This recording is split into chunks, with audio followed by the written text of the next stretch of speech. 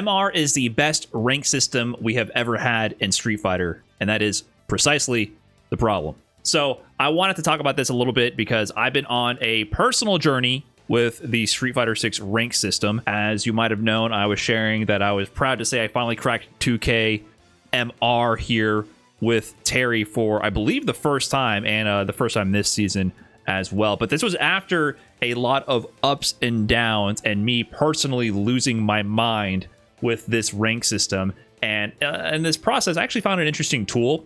Maybe some of you are aware of it, but there's actually some tools that track your rank in Street Fighter 6. This one is Street Fighter Buff Site. And so I was made aware of this tool, and I'm able to actually filter and show my MR progression over a period of time. Now, the dates are a little fuzzy, and the x-axis here is not actually linear with time. It's based on like the available ranked game.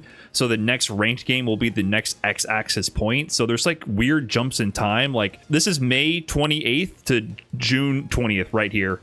And there's multiple day jumps and month jumps. Like this is a whole 2-week jump right here. So it's not that clear with time. It's more about matches logged.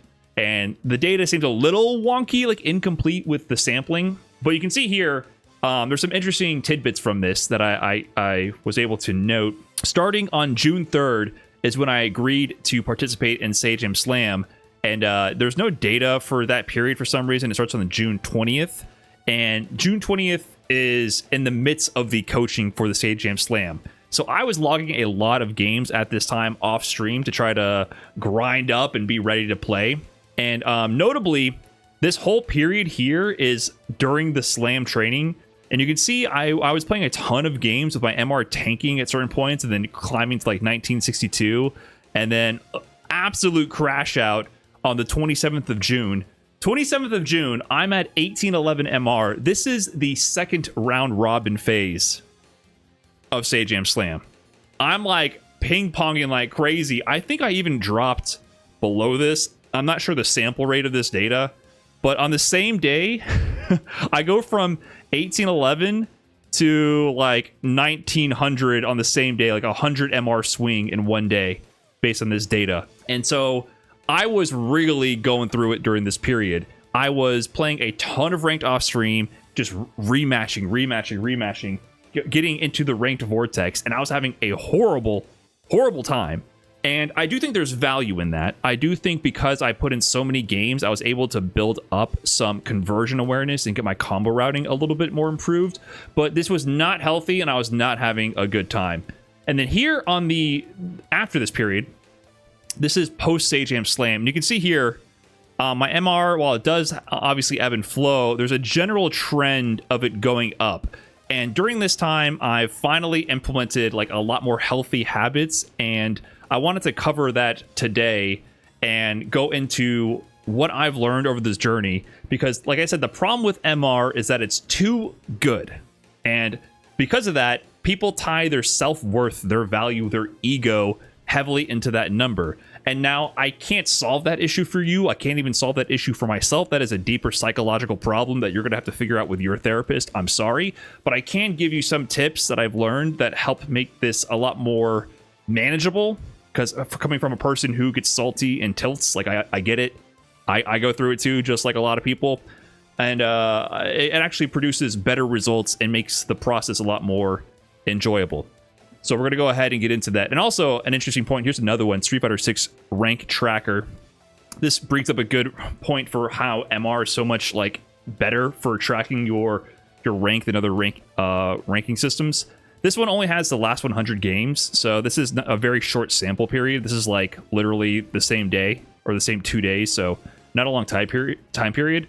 But here you can see my master rank. It's like barely trending anywhere, and then league points just skyrocketing. So remember, master rate is like an ELO system. It accurately reflects your win rate and how successful you are against the field of players, and how high you rank. You can get to legend in one day. If you just win all the matches put in front of you, you can just rank up. League points, which is a lot more similar to like Street Fighter 5, the way the points work in Street Fighter 5 with like, you know, people getting to Warlord, like I did Road to Warlord. That was more about just grind in. MR is not about that. MR is not about grind. So you need to have a better strategy to actually digest and improve your gameplay over time if you want to see your rating reflect that. So the grind will make your LP go up forever. It doesn't matter. But your master rate requires actually leveling up. So what can we do? Let's bust out the notepad here. How to survive the ranked grind. That's what we're going to go over here, right? Like, we want the optimal ranked experience so that we don't lose our minds. And what I have discovered is a few key things that need to be in place and a few key tips to make this all work. So first off, you need to ensure you have the energy to play. And this is both mental energy and physical and even emotional, right? These are all things that are super important, okay? I was really busy during a lot of these periods where I was forcing myself to play. And depending on what you have going on in your life, depending on what you're going on with your personal life, your work life, your physical energy, I was often forcing myself to play when I'm literally like about to fall asleep and then trying to wake myself up and go through it. And you're already just irritable at that point. So like all these factors have to be in place for you to start booting up and actually grinding ranked. Otherwise, you're going to quickly spiral. If you're prone to this sort of thing happening to you, like if you're like me at all, then you probably want to avoid getting into ranked, because the only thing that will satisfy you there is winning. And if you lose, you're not going to be able to process that and learn from the experience. It'll be just a downward trend, right? So if you don't have these things in play, you can still do and still be productive in this endeavor, right? So you can still make progress. So if you're not in the proper mental or physical space, you have to do something else, right? So a step down from doing ranked, which can be easier on the mental, is you can play sets in Battle Lounge. If you have this option and you have a bit of energy, it's a lot less mentally taxing to play someone and work on a certain matchup or play with an opponent in a longer set. It's a much more productive ground for then at least gaining some experience and learning about something where you're less likely to feel tilted and salty. That can still happen, of course. Your mileage may vary, but I think that's a step down from the tilt factor on ranked for sure, by a huge margin. So that's an option if you have someone available to play with. You can consider playing sets in Battle Lounge instead. Or, which you should do often, is be bored in training mode. And what I mean by this is, like, go into training mode. You should have drills that you've already been working on. You should be thinking about matchups that you're working on. And you can just exist in training mode. And when I say be bored, I've been doing a lot of research into boredom recently. And obviously filling up my boredom by watching content about boredom. And I do believe that boredom is something we're missing in our life that helps us inspire creativity and growth mentally and create space. And what I find is that when all these things are being taxed, the big problem I have is I'm not bored. So I'm not able to decompress, and I'm trying to fill that void in that moment of, like, I'm about to be bored. Rather than allow myself to be bored in that moment, I hop into ranked, and it's just too much. There's too much going on up here, and it becomes a very negative experience. If you go to training mode, and you might not know what to do at first. You might be a little bit bored. You might not have anything to specifically practice. But that is when you might inspire yourself to be a lot more creative, right? You might inspire yourself to find new strategies. You might inspire yourself to try out different drills, and then that might inspire different ideas to approach different training drills. So doing that on days where I was like, you know what, maybe I don't feel like playing today. Maybe it's not the best idea for me to hop into ranked right now. This helped. I did my like anti-air training drills, and then I started doing them versus different characters. I started adding new timings, like delay jump timings, delay tech timings.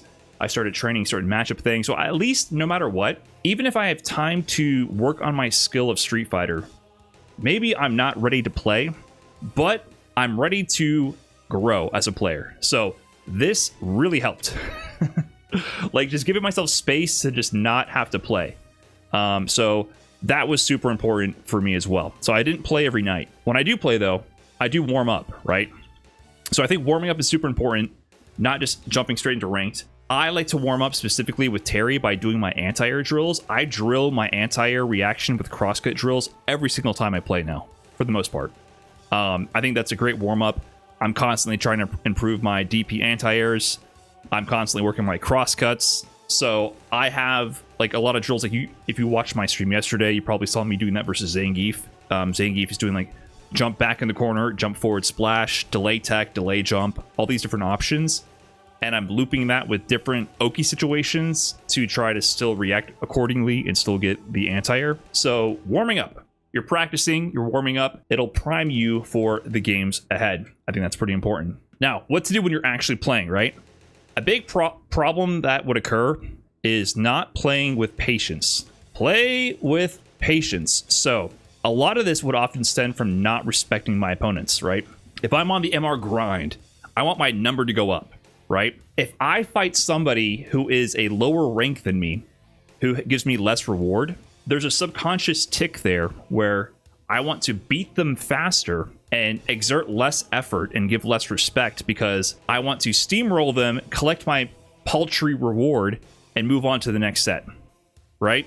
That happens. And what happens when you disrespect your opponent and don't play the matchup like you should, regardless of their level, one thing can go wrong, and that can steamroll to a really, really costly L. That's like a -12 right there. That's a -15. And that is, in terms of MR, that is huge. You do not want that to happen. And that usually stems from you not respecting your opponent in the beginning and trying to overexert yourself and overextend and rush them down and win quickly. You don't want to do that. So respect your opponents, play with patience if it's required, and then, of course, understand when to turn up the offense. I'm not saying you can't rush down. I'm not saying you can't play your offensive game plan, but actually try to look at your opponent as a human being and process what they're doing and go through it. Like, actually play the game, play the full process. And if you find your openings, find what you can rush them down with, go for it, of course, play the game that's meant to be played. But don't just try to steamroll them when you normally wouldn't in a matchup if that's not your normal game plan just because they are of lower rank, right? And you need to maintain that as you're going through the session, okay? So now we're in like the mid-ranked session strategies here. You have to go into the matches like that. Now, if the match doesn't work out, or even if it does, this one is huge, and I've been doing it all the time now. Replay takeover after set. I know this is like saying to eat your vegetables. You know you should do this, and you should. I'll give you some actionable things to think about and some strategies to actually incorporate this into your gameplay flow here. So win or lose, but especially after a loss. While you're playing, you should be thinking about moments during the set where you were confused or you were unsure. If you ever encounter a situation during a set where you don't feel confident in what the proper play was, that should stick out in your mind. And so literally while I'm playing a set, if I'm in game 2, round 2, I say game 2, round 2 in my head. I say that because something will occur during that round and I'll be like, hey, maybe I even got the better of this interaction. Maybe I even got the punish, or I interrupted their pressure, but I felt like I didn't exactly know what was going on in that situation. Even if I end up winning that interaction and winning the set, I go back to replay takeover because there was a situation that occurred where maybe I can iron out exactly what my options should be in the future if that happens again. And this will slowly keep building up your library of knowledge of the game, right? Like, no matter what, you can find something to learn from a set. So things that you could be looking forward to improve on your replays. The easiest one is combo optimizations, right? This is what I do all the time on stream. You can see it happen pretty frequently. I'll be in a situation where I do a combo and it's going to be a combo with like an awkward amount of meter available. I have an awkward amount of life left to deplete on the opponent's life bar, and I'm not sure how many resources I should spend. I don't know the spacing from the corner, right? There's a lot of variables that go into routing your combos. So going back to replay takeover and working on your combo routes for that situation can help you be prepared for converting that hit again in the future, right? So that's a very surface level one. Anytime you drop a combo, anytime you don't know what combo you should do, that's the surface level. You should always go back to replay takeover to practice that. That's very easy to recognize and go through. Of course, punishes. Sometimes you block certain moves, like say you block a sweep. I feel like my sweep punishes are pretty poor, right? It depends on the character, how negative their sweep is, and it depends on how spaced out they are as well, and it depends on my resources. So like, that's a common example where I usually go back to training mode, or rather the replay takeover, and if I blocked a sweep or something, or there's moves I blocked and I didn't know how to optimally punish it, I go back and I look at that in replay takeover, and I keep trying new things there. Interrupting pressure. Say Blanca has you in a V-Trigger 2, a level 2 sequence, and you don't know how to interrupt it. Maybe there was a gap there you didn't exploit. Maybe there was an opportunity to anti-air a certain pressure jump in, right? Like you need to go back and find the situations where you're getting opened up and see if there's a way that you could have stopped it instead. Another thing to look for. So spacing trap strategy, right? Maybe you're being pressured by people doing certain strings, and then they're setting up spacing traps after. This is something that I've been looking at a lot recently, like the example with Jamie. Jamie does 3 lights and then does a stand heavy kick. If you press crouching medium kick immediately to take your turn back, the stand heavy kick will force that to whiff and punish counter you. Maybe you can instead do walk forward buttons to interrupt that and understand the risk reward, because maybe they're negative after those lights, but walk forward button interrupts the heavy kick, but then you could potentially lose to them pressing a crouching medium kick immediately instead, right? And so then you understand what your options are and what the risk reward of those options are as well. And then the last thing, the most ambiguous thing to look at, is just general awareness of the neutral. So this is the hardest thing to grasp, but I would also leverage the replay takeover for watching your replays sped up. So you can like actually speed the replay up and go through it and just understand like the ebb and flow of the match and just watch it back. And then as you're watching it back, of course, look for any of these moments to see if there's something you missed. But just watching your matches will help you understand what you're doing. Like, why are you giving them space? Why are you approaching certain situations? Why are you jumping here? Why aren't you out of spacing here to anti-air, right? You can also look at like your button press timing. Are you whiffing a lot? When you're whiffing, what were you looking for? Like, you can just build a general sense of awareness of your own habits by watching your replays. And you can do it in fast forward, right? You can get a better sense of it just going through them. So these are things to look out for. And you have to do it. You have to do it, because doing this also gives you a mental break, right? Like, the benefit of all this is that you get a mental break, and also gives you valuable feedback to learn from the experience, right? You get a mental break, especially if you lose. It stops you from tilting and going down to the instant rematch, because the problem is the rematch in Street Fighter 6 is too good. You will get queued up immediately after an L to go into another match, because you feel like the only way to soothe your stinging ego in that moment is to fight somebody else and beat them and take their points instead, right? That's the only thing that will solve your problems. And you have to avoid that trap. It is a spiral. It is a downward spiral. Make your time worthwhile. Learn. Do something worthwhile. So doing the replay takeover can help you digest the salt, give you valuable feedback, and make you feel like the loss was actually a step forward in your growth as a player, rather than just being this like ambiguous thing that you don't know how to process. It ends up actually aiding you, because it helps point out flaws in your gameplay that you can work on. And when you can break down things from being this ambiguous negative experience to actionable steps to grow, that will really help your salt. And then if all else fails, walk away. Now, this one I still struggle with. I'm not going to sit here and act like I still off stream haven't lost my mind. I definitely have. But you have to walk away. There's been nights where like I'll play 3 sets total in ranked. That's it. 3 sets. That's it. Because remember, look at this the way this works. MR reflects your current level. It doesn't take many games to get to your rank where you actually belong for your current level. If you were legend rank and skill, you would get there in a day, in one session. League points, yeah, you can play forever. League points are permanently inflating. Your MR is not. If you take a break for that one day, you can play for 8 hours and end up in the same place or below where you started. It doesn't work that way. It's not about direct time spent playing the ranked match. It is not about it. So when I have a particularly nasty loss where I instantly feel the tilt building way too far, or this usually happens when someone does a perfect parry anti-air to me, I lose my mind, you just gotta call it quits. You gotta call it quits and do something else. You can try any of these other options or just do something else. Do not fall victim to the ranked vortex. We've all been there. It is bad. Do not fall victim to this. It never ends. You got to find a way to pull yourself out of it. These are options during the session to help prevent that from occurring. But once you get into it, if your tilt meter passes a certain threshold, you have to quit. You have to quit. Easier said than done. I don't have the best strategies for what you're supposed to do once you hit maximum tilt. But you're going to start rage queuing.